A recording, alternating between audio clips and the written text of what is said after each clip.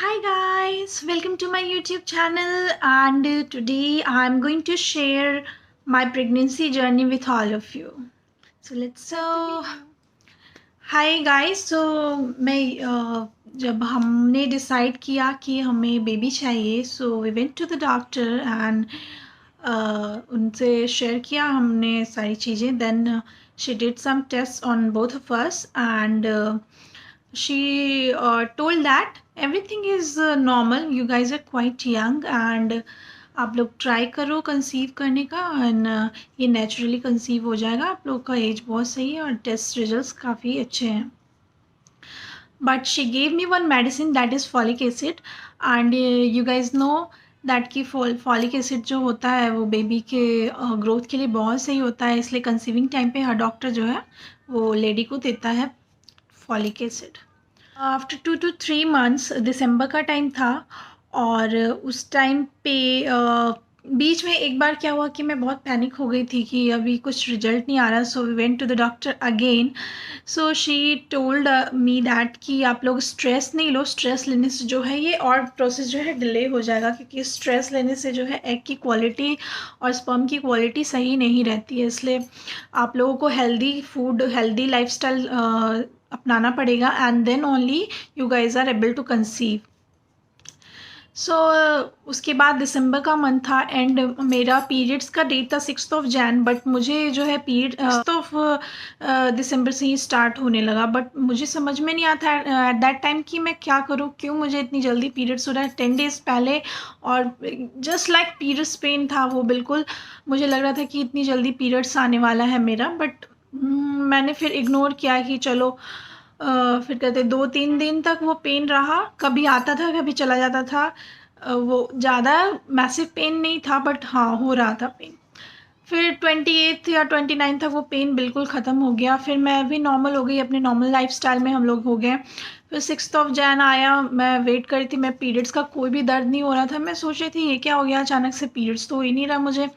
फिर 2 days गए, 3 days गए, मैं सोच रही थी कि फिर मुझे कुछ फीलिंग आने लगी कि काश ये कुछ पॉजिटिव फीलिंग हो मेरी. बट देन मैंने तभी भी अपने हस्बैंड से ये बात कही नहीं क्योंकि पहले भी ऐसा हुआ था कि किसी मंथ में मेरा पीरियड्स मिस हो गया था बिकॉज ऑफ हार्मोनल स्ट्रेस. इसकी वजह से पता ही है काफ़ी पीरियड्स में प्रॉब्लम हो जाती है, डेट में डिले हो जाता है. देन मैंने आफ्टर 5 to 6 days मैंने अपने हस्बैंड से बोला कि पीरियड्स को काफ़ी डिले हो चुका है. सो होम प्रेगनेंसी किट लेते हैं और एक बार टेस्ट करके देखते हैं. इन्होंने कहा कि नहीं, चलते हैं डॉक्टर के पास, डॉक्टर से ही कंसल्ट कर लेंगे. So we went to the doctor and then she did some test on me like SCG test and urine test. So SCG test जो था वो पॉजिटिव आया. She call me and she told me yes it is a positive result, आपको ultrasound के लिए आना पड़ेगा. So next day we went to the hospital and ultrasound हुआ, उसमें एम्ब्रॉय था. सो हमारे लिए तो बहुत खुशी की बात थी. हम लोग बहुत एक्साइटेड थे कि घर पे ये न्यूज़ शेयर करना है फ्रेंड्स से, फैमिली से.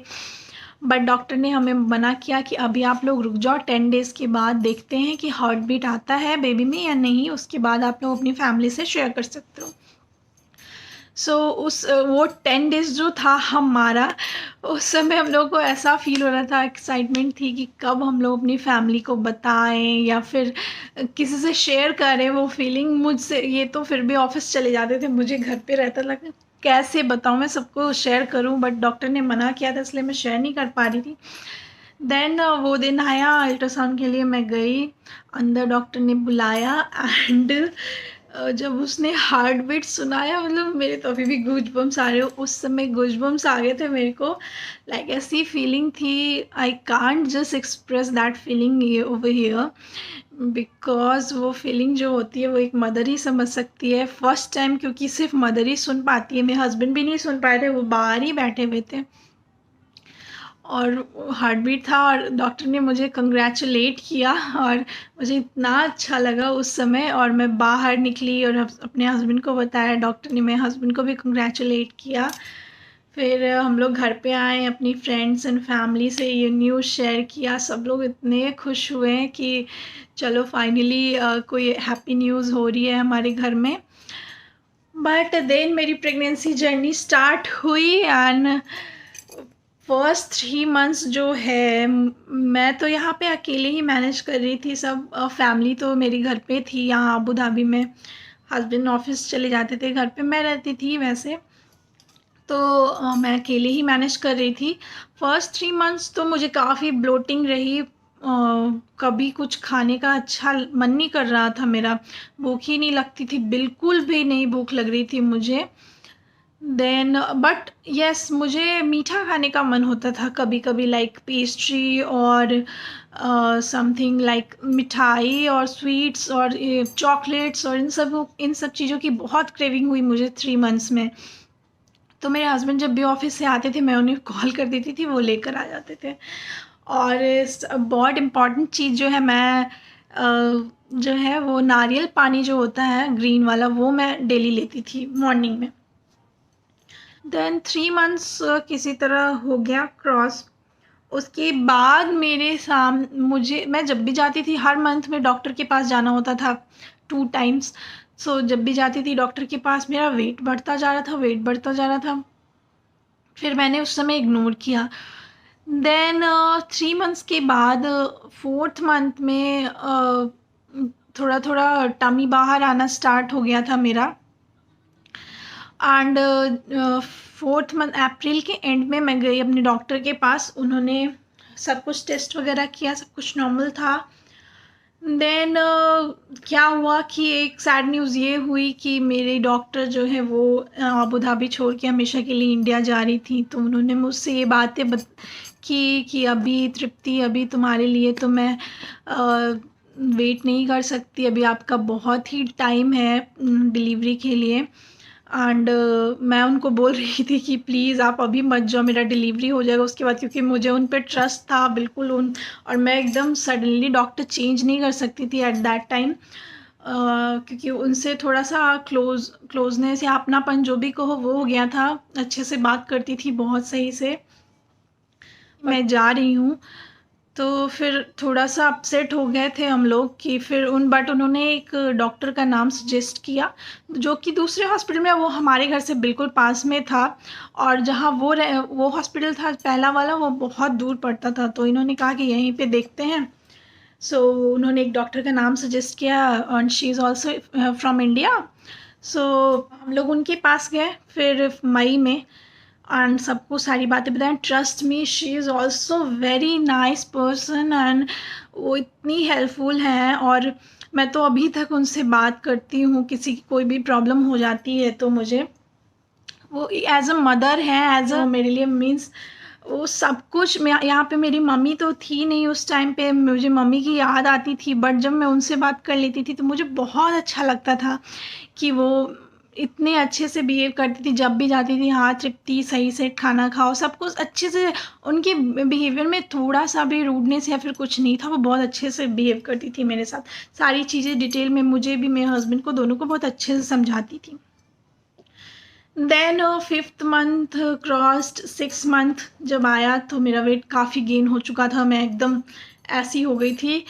तो मैंने उनसे ये बात पूछी कि मेरा वेट इतना क्यों बढ़ रहा है। सो ऑलमोस्ट जब मेरी प्रेगनेंसी स्टार्ट हुई थी मेरा वेट था 63 kgs एंड सडनली मेरे 6 मंथ के बाद मेरा वेट हो गया 75 के आसपास। तो 10 kgs almost, 10 to 12 kgs almost मेरे बढ़ गए थे। मुझे बहुत अजीब लग रहा था कि अचानक से मेरा वेट एकदम से कैसे बढ़ गया। इतना बढ़ता है बट ऐसे 4 to 5 kgs बढ़ना चाहिए, डबल बढ़ रहा है मेरा वेट। तो उन्होंने कहा कि आप बाहर का ऑयली फूड या स्पाइसी फूड ज़्यादा मत लिया करो। वैसे ये नेचुरल है कि प्रेगनेंसी में वेट बढ़ता है और किसी किसी का होता है ऐसा कि वेट काफ़ी ज़्यादा बढ़ता है। तो मैंने कहा चलो फिर देखते हैं। ऑयली तो ज़्यादा नहीं खाती थी मैं, बट हाँ बाहर का हो जाता था क्योंकि मुझे अकेले मैनेज करना पड़ता था। मैं ज़्यादा कुकिंग नहीं कर पाती थी, मेरे हाथों में स्वेलिंग हो जाती थी। ये हाथ जो है मेरे वो ऐसे ऐसे हो गए थे। मॉर्निंग में मेरा हाथ जो होता है, मेरे फिंगर्स जो है वो ऐसे से ऐसे नहीं होते थे या फिर ऐसे नहीं होते थे, बिकॉज यहाँ पे मुझे इतना पेन रहता था, फिर बैक में पेन होता था, मुझे उठा नहीं जाता था, मैनेज हो जाता था। चलो थोड़ी बहुत एक्सरसाइज तो बहुत ही ज़रूरी होती है आपके प्रेगनेंसी वाले बॉडी पे, कॉज अगर पूरी प्रॉपर बेड रेस्ट करो तो और भी प्रॉब्लम हो जाएगी और भी पेन होगा। सो एक्सरसाइजेस तो डॉक्टर भी रेकमेंड करते हैं। सो देन उसके बाद 6 मंथ हो गए। 7th मंथ जुलाई के एंड तक जो है मेरे हस्बैंड ने मेरी मदर इन लॉ को इंडिया से यहाँ लेकर आ गए वो। सो उनके आने के बाद थोड़ी बहुत हेल्प हो जाती थी। वो थोड़ी बहुत सजेशंस देती रहती थी कि हाँ ऐसे करो वैसे करो, तो थोड़ी बहुत हेल्प हो जाती थी। बट मेरे को फिर बहुत वेट बढ़ गया था, ऑलमोस्ट 80 kgs में पहुंच गई थी। कभी उन्होंने कहा, मेरी मदर इन लॉ ने जब मुझे पहली बार दिखा तो कहा कि ऐसा लग रहा है कि यू हैव ट्विन्स, तुम्हारे पेट में लगता है दो दो जुड़वा बच्चे हैं क्योंकि तुम बहुत ज़्यादा हेल्दी हो गई हो। मैंने कहा कि हाँ मुझे भी ऐसा फील हो रहा है कि काफ़ी ज़्यादा वेट बढ़ रहा है मेरा। बट डॉक्टर ने कहा कि चलो इट्स ओके, कोई बात नहीं, बाद में देखते हैं। फिर अगस्त में मुझे डॉक्टर ने अल्ट्रासाउंड किया, उसने बताया कि बच्चे का जो पोजीशन है पेट में वो ब्रीच पोजीशन है। ब्रीच जिन लोगों को नहीं पता है मैं बता दूं कि बेबी का जो बॉर्न होता है तो बेबी का जो सर है वो नीचे की तरफ होता है और पैर जो है वो ऊपर हो जाता है। बट मेरा जो था वो उल्टा सिचुएशन था, बेबी का सर अभी भी ऊपर की तरफ ही था, वो नीचे नहीं जा रहा था। ऑलमोस्ट 34 to 35 वीक्स हो गए थे और मेरे साथ ये प्रॉब्लम हो रही थी। तो डॉक्टर ने कहा कि एक हम लोग प्रोसेस करना चाहते हैं, उस प्रोसेस में आपके बेबी को जो है साल साल सब कुछ मॉनिटर होता रहेगा। अपने हाथों से उस बेबी का सर जो है घुमाने की कोशिश करेंगे, बट इन केस अगर उसमें कोई प्रॉब्लम होगी तो एट अ टाइम उसी टाइम डिलीवरी करवाना पड़ेगा। और ये काम जो है हम लोग अगस्त में ही कर सकते हैं, लाइक 8 मंथ में ही कर सकते हैं, 9 मंथ का वेट में ही कर सकते हैं। तो फिर मैंने आके अपनी फैमिली मेम्बर से शेयर की ये बातें, मेरे मदर इन लॉ से बताई, फिर मैंने अपने मम्मी पापा से बताई, अपने हस्बैंड से बताई। तो उन लोगों ने कहा कि नहीं नहीं ऐसा नहीं हो, सब लोग पैनिक हो गए, नहीं ऐसा नहीं करते हैं, वेट करते हैं 9 मंथ तक, सो उसके बाद देखते हैं क्या करना है। तो फिर 9 मंथ तक फिर वही at a time, at the end वही हुआ कि सीजेरियन ही कराना पड़ा हमें क्योंकि बेबी का पोजीशन जो है वो नीचे नहीं आया। सो हम लोगों ने डेट डिसाइड किया 8th of September, क्योंकि डॉक्टर का के पास वही टाइम था अवेलेबल, उसी टाइम पे थी। देन एक्चुअली 7th की नाइट को मेरे मम्मी पापा इंडिया से आ रहे थे यहाँ पे, तो मैंने डॉक्टर से प्लीज़ भी किया कि प्लीज़ आप एक दिन डिले कर दो ताकि मम्मी पापा अच्छे से आके यहाँ पे सेटल हो जाए, उसके बाद फिर मैं आऊँगी। तो उन्होंने बोला नहीं मेरे पास 9th को टाइम नहीं है, 8th of September को ही आप आके वो कर लो, सिजेरियन करवा लो। तो देन सो गाइस इस वीडियो में फ़िलहाल इतना ही, क्योंकि वीडियो काफ़ी लंबा हो रहा है। तो मैं बाकी की जर्नी जो है, डिलीवरी की जर्नी जो है वो मैं सेकंड पार्ट में शेयर करूँगी।